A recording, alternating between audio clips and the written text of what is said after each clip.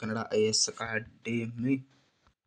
ಯಾರು ಮೊದಲ ಬಾರಿಗೆ ಕನ್ನಡ IAS ಅಕಾಡೆಮಿ ಬಂದಿರಿ, ಚಾನಲ್ ಸಬ್ಸ್ಕ್ರೈಬ್ ಮಾಡಿಟ್ಕೊಡ್ರಿ, ಲೈಕ್ ಮಾಡಿರಿ, ನಿಮ್ಮ ಸ್ನೇಹಿತರಿಗೂ ಏನು ಮಾಡಿರಿ ಶೇರ್ ಮಾಡಿರಿ ಅಂತ ಹೇಳ್ತಾ ಸ್ನೇಹಿತರೆ, ಇವತ್ತು ಏನು ನೋಡೋಣ ಅಂದ್ರೆ ನಿನ್ನೆ ಏನು ಮುಗ್ದದ ಸೆಕೆಂಡ್ PUC ಚಾಪ್ಟರ್ 2 ಒಳಗೆ 1 ಮಾರ್ಕ್ಸ್ MCQ ಬೆಟ್ಟ ಸ್ಥಳ ಇವೆಲ್ಲ ಕಂಪ್ಲೀಟ್ ಆಗ್ಯದ.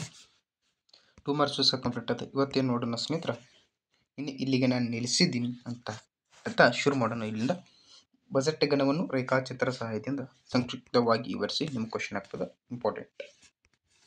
ವ್ಯಕ್ತಿಯೊಬ್ಬನು ತನ್ನ ನಿರ್ದಿಷ್ಟ ಆದಾಯದಿಂದ ಮಾರುಕಟ್ಟೆಯ ಬೆಲೆಯಲ್ಲಿ ಕೊಂಡುಕೊಳ್ಳಲು ಲಭ್ಯವಿರುವ 2 ಸರಕುಗಳ ಸಂಯೋಜನೆಯ ಸಮೂಹವನ್ನು ಬಜೆಟ್ನ ಗಣ ಅಂತ ಕರಿತೀವಿ.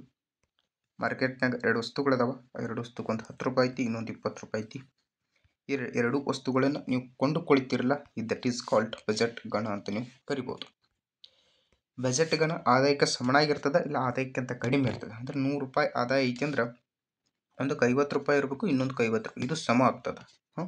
ಇಲ್ಲ ಒಂದಕ್ಕೆ 50 ರೂಪಾಯಿ ಇರ್ಬೋದು, ಇನ್ನೊಂದು 40 ರೂಪಾಯಿ ಉಳಿದು 10 ರೂಪಾಯಿ ಏನಾಗ್ತದೆ, ಇದು ಸೇವಿಂಗ್ ಆಗ್ತದೆ. ಇಷ್ಟ ಇರ್ತದೆ. ಸಮ ಇರ್ಬೋದು ಅಥವಾ ಆದಾಯಕ್ಕಿಂತ ಕಡಿಮೆ ಇರ್ಬೋದು, ಹೆಚ್ಚು ಇರೋಕ್ಕೆ ಸಾಧ್ಯವೇ ಇಲ್ಲ.